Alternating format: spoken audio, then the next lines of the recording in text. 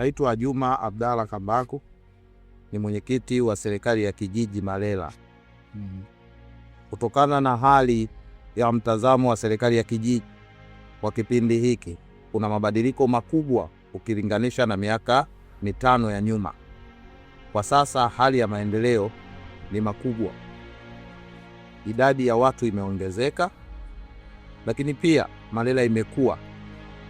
Kwa sasa baada ya kutoka katika kijiji, sasa hivi tunaelekea kwenye mji.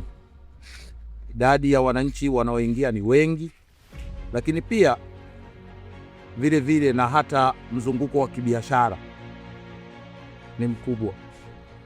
Lakini pia tumeweza kukuza huduma za kijamii, ikiwa zahanati, lakini pia na sasa tunaenda kujenga wodi ya wazazi.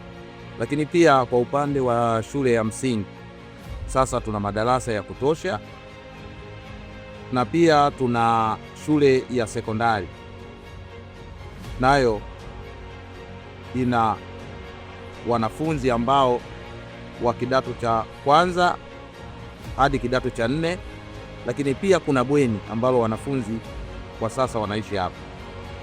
Kwa hiyo tuna hali mzuri ya maendeleo. Kwa hiyo tunatoa wito kwa wananchi kujitokeza kwa wingi na kuja kujiunga na kijiji chetu, ili tukaondoka sasa katika ile mipango ya kijiji tukaingia kwenye manispaa.